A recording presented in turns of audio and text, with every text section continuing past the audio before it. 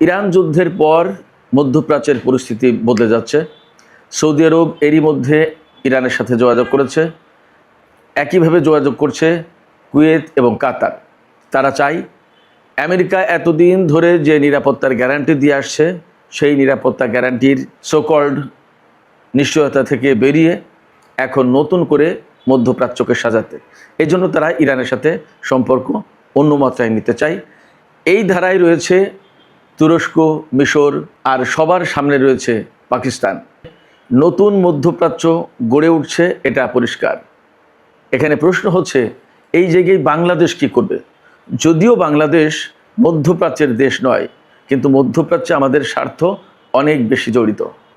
পাশাপাশি মধ্যপ্রাচ্যকে কেন্দ্র করেই বিশ্ব ব্যবস্থায় বড় পরিবর্তন আসতে যাচ্ছে। এই অবস্থায় বাংলাদেশ কোন পথে হাঁটবে, কোন পথে হাঁটা উচিত, কোন পথ বেছে নেওয়া উচিত?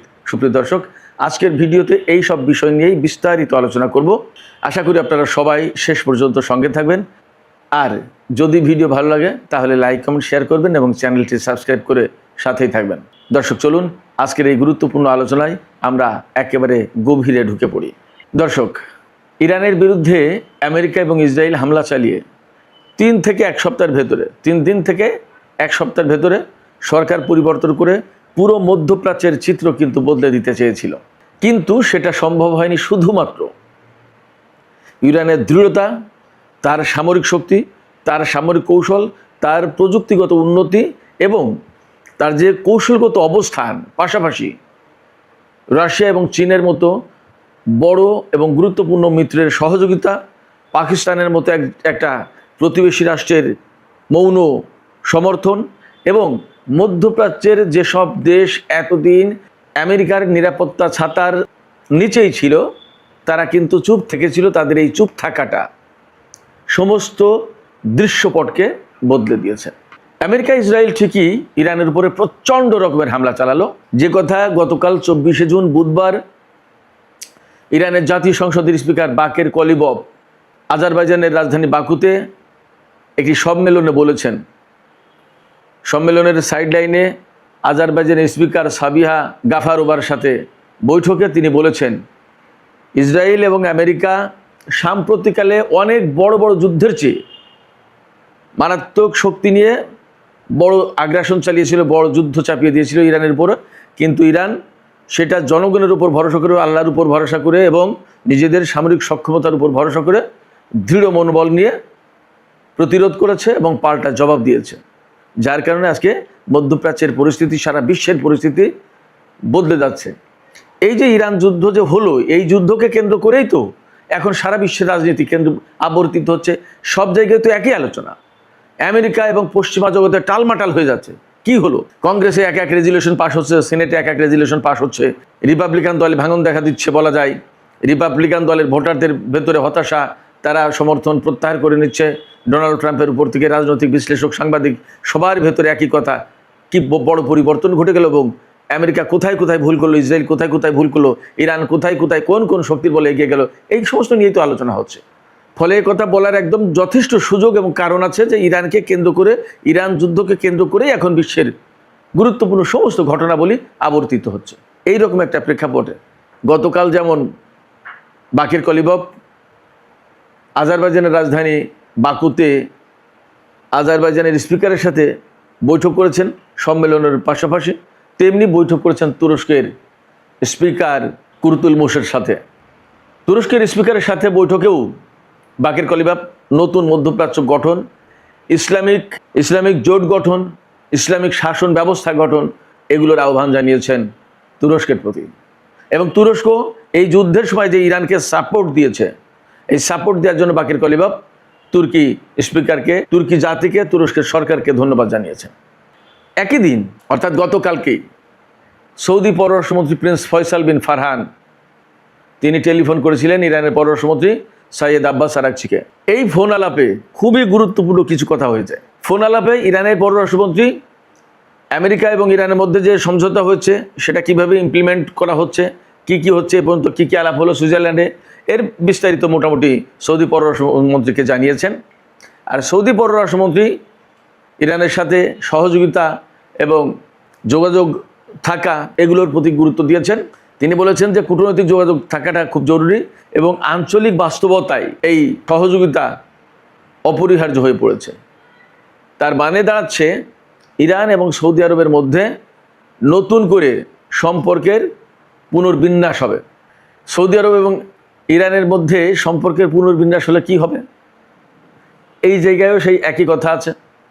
ইসরায়েল এবং আমেরিকার হামলার পরে যে যুদ্ধ শুরু হলো, সেই যুদ্ধের প্রথম দিনেই ইরান একদম প্রুভ করে দিয়েছে, প্রমাণ করে দিয়েছে সারা বিশ্বের কাছে, বিশেষ করে মধ্যপ্রাচ্যের দেশগুলোর সামনে, যে ইরানের উপরে আমেরিকা এবং ইসরায়েল হামলা চালাতে পারে। কিন্তু ইরান বসে থাকেনি, ইরান পাল্টা জবাব দিয়েছে। ইরানের অনেক নেতা, অনেক গুরুত্বপূর্ণ কর্মকর্তা, মন্ত্রী, সেনা কর্মকর্তা বহু মারা গেছে, দ্যাটস ওকে, ঠিক আছে। বাট ইরান সেখানে থেমে যায়নি, প্রচণ্ডভাবে রুখে দাঁড়িয়েছে এবং জবাব দিয়েছে। কি করলো? একেবারে প্রথম দিনেই মধ্যপ্রাচ্যের যে সমস্ত মার্কিন ঘাঁটি ছিল তার বেশিরভাগ ঘাঁটির উপরে একেবারে সিংহ বিক্রমে ইরান ঝাঁপিয়ে পড়ল। এবং দ্বিতীয় দিন অর্থাৎ 1 মার্চ কুয়েতের সেই ক্যাম্প বোয়িং বিমান ঘাঁটি, সেখানে ইরান বিমান হামলা চালিয়েছে। খেয়াল করুন, যুদ্ধের দ্বিতীয় দিনেই, ওই দিন ইরানের হামলায় তো ক্যাম্প বোয়িং একেবারে তছনছ হয়ে গেল। অ্যাট দ্য সেম টাইম কুয়েতের আকাশে 3টা F-15 যুদ্ধ বিমান ধ্বংস হলো। তার কয়েকদিন পরে ইরানের ভেতর অভিযান চালাতে গিয়ে একটা F-15 ধ্বংস হলো। সেই পাইলটকে উদ্ধার করতে গিয়ে কত কীর্তিকলাপ হয়ে গেল, একেবারে অপমানজনক একটা অবস্থা তৈরি হলো আমেরিকার জন্য। তাদের বিমান, হেলিকপ্টার ধ্বংস হয়ে মায়ের খেয়ে বিশ্রী একটা ব্যাপার স্যাপার। এবং সেই অভিযান থেকে ধারণা করা হয় বা বিভিন্ন সূত্রের তথ্য, ইরানের কাছে আমেরিকার বহু সেনা আটক আছে। সেই পাইলট উদ্ধার করার যে অভিযান চালিয়েছিল, সেই পাইলটের গল্প কোথায় গেল? সে পাইলটের কথা বলা হচ্ছে, সে পাইলট এখন অনেকটা ভূত দেখার মতো দেখেছে। তিনি নাকি দেখেছেন জেলিফিশের মতো ড্রোন আসছিল। হয় আবল তাবল দেখেছে, প্রচণ্ড রকমের ভয় পেয়ে তার সামনে যখন তার বিমানের আশপাশ দিয়ে যখন ক্ষেপণাস্ত্র ড্রোন একাধারে যাচ্ছে আসছে, যে কোনো মুহূর্তেই তার বিমান ধ্বংস হয়ে যাবে, এই প্রচণ্ড খারাপ অবস্থায় যখন সে, তখন হয়তো ভয়ের চোটে কি দেখেছে আল্লাহ মালুম, ড্রোন দেখতে গিয়ে দেখেছে জেলিফিশের মতো ড্রোন। এমন হতে পারে, অথবা এমন হতেই পারে যে ইরান এমন প্রযুক্তি ড্রোন আবিষ্কার করেছে বা বানিয়েছে যা সত্যি জেলিফিশের মতো নাচতে নাচতে ঘুরতে ঘুরতে তার দিকে আসে, তাকে থামানোই যাচ্ছে না, যেদিকে যাচ্ছে সেই দিকেই যাচ্ছে, বিমানকে রক্ষা নেই। এবং অ্যাট লাস্ট সে বিমান তো ভূপাতিত হয়েই গেল। সেই জায়গা থেকে আমেরিকার শক্তিমত্তা কিন্তু একদম প্রথম দিকেই দেখিয়ে দিয়েছে। প্রথম দিকেই যখন দেখিয়ে দিল, এরপরে কিন্তু আরব দেশগুলো একদম চুপ, মুখে তালা দিয়ে ফেললো। তারা না ইরানের বিরুদ্ধে যুদ্ধ করলো, না ইরান যে তাদের উপরে হামলা চালাচ্ছে তার বিরুদ্ধে খুব কড়া কোনো প্রতিবাদ করলো। এই টুকিটাকি কিছু কথাবার্তা তো বলতে হয়। এবং ইরান এখানে খুব সচেতনভাবে একটা কাজ করেছে। সেটা কি?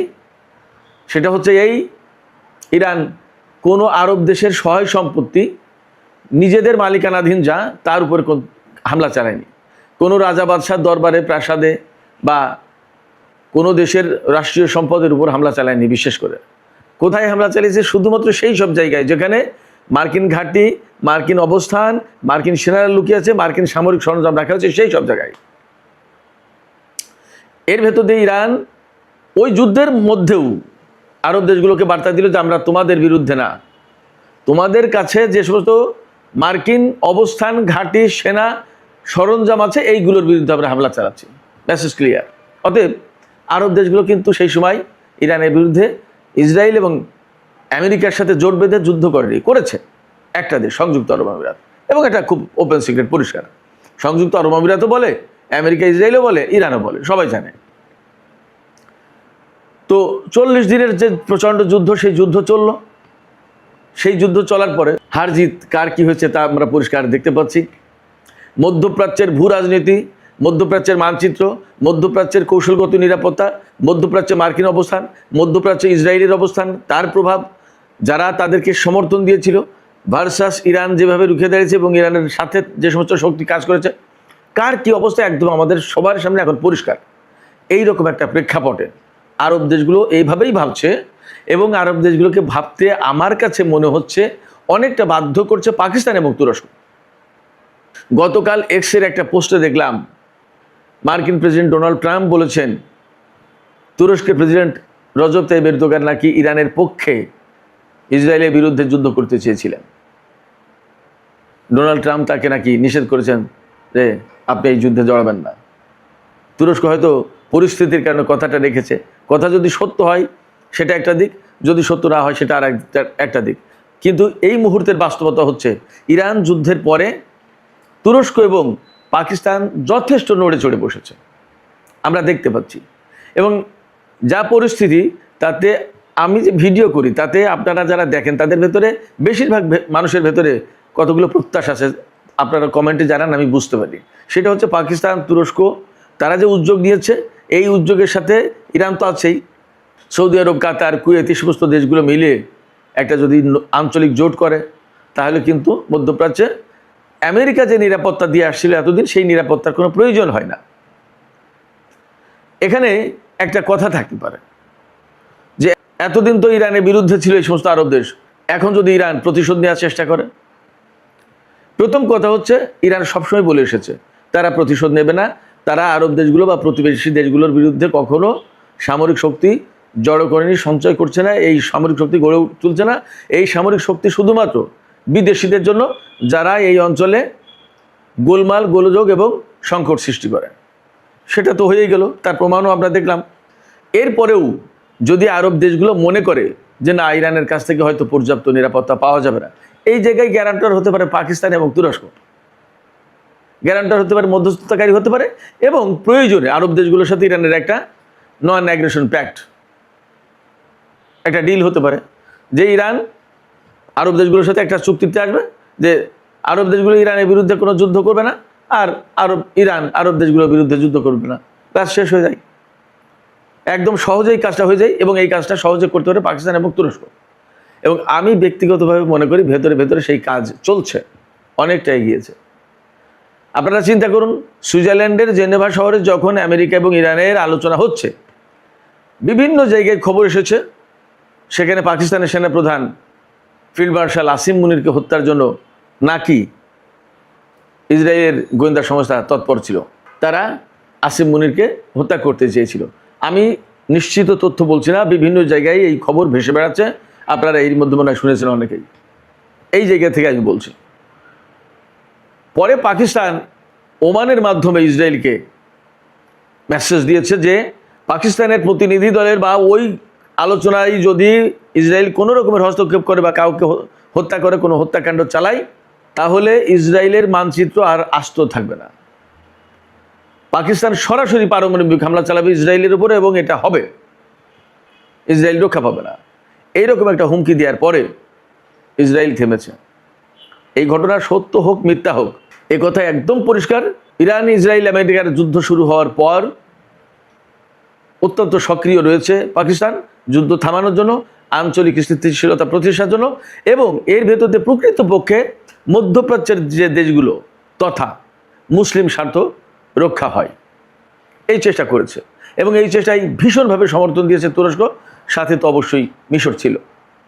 আমরা মিশরের শাসককে পছন্দ না করতে পারি, সেটা ভিন্ন কথা, বা অনেকে পছন্দ নাও করতে পারে, সেটা ভিন্ন কথা। তুরস্কের এরদোগানকে অনেকেই বলেন যে উনি কথা বলেন, কাজে তো আসলে দেখি না, সবই ঠিক আছে, কিন্তু এই প্রেক্ষাপটে কে কী ভূমিকা রেখেছে, দ্যাট ইজ ইম্পর্ট্যান্ট। এই জায়গা থেকে আমি বলবো যে পাকিস্তান যেহেতু এই যে মধ্যস্থতা করা, আঞ্চলিক একটা শক্তি গড়ে তোলা, বা আঞ্চলিক জোট করা, বা আঞ্চলিক দেশগুলোর সাথে পারস্পরিক সম্পর্ক নতুন করে জোড়া দেওয়া, এইগুলোর কাজে যেহেতু পাকিস্তান একদম সামনের সারিতে রয়েছেন, ফ্রন্ট লাইনে রয়েছেন, সেক্ষেত্রে পাকিস্তান গুরুত্বপূর্ণ একটা ভূমিকা রাখছে এখানে। আমি বাংলাদেশ প্রসঙ্গে পরে আসছি। এই জায়গায় মধ্যপ্রাচ্যের যে দেশগুলোর ভেতরে আন্তঃসম্পর্ক করে দেওয়ার কাজ করছে, সেই কাজটা খুবই গুরুত্বপূর্ণ, এবং আমি ব্যক্তিগতভাবে দেখছি ইরান কিন্তু সেটা ওন করছে, পাকিস্তানের ভূমিকাটাকে ইরান ওন করছে। এবং তার কারণে পাকিস্তানকে স্পেশালি ধন্যবাদ দেওয়ার জন্য, শুধুমাত্র ধন্যবাদ দেওয়ার জন্য না, আরও কিছু ছিল, বলছি। ধন্যবাদ দেওয়ার জন্য ইরানের প্রেসিডেন্ট মাসুদ পেজেশকিয়ান সুইজারল্যান্ড আলোচনা প্রথম দিন যেদিন হলো, তারপরের দিনই কিন্তু পাকিস্তান সফরেছেন এবং পুরো পাকিস্তানি জাতিকে, সরকারকে ধন্যবাদ জানিয়েছেন। এর পাশাপাশি যা হয়েছে সেটা হচ্ছে পাকিস্তানের সাথে ইরানের কৌশলগত এবং নিরাপত্তাগত সম্পর্ক গড়ে তোলার ব্যাপারে আলোচনা হয়েছে এবং সেটা হতে যাচ্ছে। তার মানে দাঁড়াচ্ছে একেবারে পাকিস্তান পর্যন্ত কিন্তু পুরো মধ্যপ্রাচ্যের মানচিত্র একটা নেটওয়ার্কের ভেতরে চলে আসলো। এই নেটওয়ার্কের ভেতরে চলে আসার পরে এমন তো না যে এটা একদম গোল হতে হবে, বৃত্তের মতো হতে হবে, এমন তো না। এটা এমন হতে পারে বাংলাদেশ, পাকিস্তান, ইরান, ইরাক, তুরস্ক, তারপরে আপনার বাহরাইন, কুয়েত, সৌদি আরব, কাতার, ওমান, এগুলো হতে পারে। মাঝখানে সংযুক্ত আরব আমিরাত থেকে যাচ্ছে। আমি সবসময় বলছি সংযুক্ত আরব আমিরাত কী করবে সেটা সময়ের ব্যাপার। তারা এখনও পর্যন্ত ইসরায়েল, আমেরিকা এবং ভারত এই লবিতেই অ্যাক্টিভ থাকার চেষ্টা করছে। এটা আসলে চূড়ান্ত পর্যায়ে গিয়ে কী হবে অপেক্ষার ব্যাপার। এটার অবশ্য একটা কারণ আছে। বাহরাইন এবং সংযুক্ত আরব আমিরাত তারা যে ডোনাল্ড ট্রাম্পের সেই কথিত শান্তি চুক্তি আব্রাহাম অ্যাকর্ডে সই করেছে এবং আব্রাহাম অ্যাকর্ডে সই করে তারা ইসরায়েলের সাথে এত বেশি ঘনিষ্ঠ হয়ে পড়েছে, এখন তারা ইরানের এই জোটে আসতে এক ধরনের ইতস্তত বোধ করছে, লজ্জা পাচ্ছে বা এক ধরনের সীমাবদ্ধতা অনুভব করছে। যদিও এই যে নতুন যে প্রক্রিয়া চলছে, এই প্রক্রিয়ায় কুয়েত, কাতার এবং সৌদি আরব কিন্তু ইরানের সাথে সম্পর্ক করতে চায়। কাতারের সাথে তো সম্পর্ক আছেই, কুয়েতের সাথেও ছিল, সৌদি আরবের সাথেও ছিল, কিন্তু এই প্রেক্ষাপটে নতুন যে জোট, নতুন যে শক্তি, নতুন যে একটা অ্যালায়েন্স তৈরির চেষ্টা চলছে, এই জায়গায় সৌদি আরব, কাতার, কুয়েত থাকতে চায়। বাহরাইন এবং সংযুক্ত আরব আমিরাত ইসরায়েলের সাথে চুক্তি করার কারণে একটু সাই ফিল করছে। হয়তো ডিপ্লোম্যাটিক ওয়েতে, ডিপ্লোম্যাটিক প্রসেসে হয়তো ঠিকঠাক করা যাবে সেটা।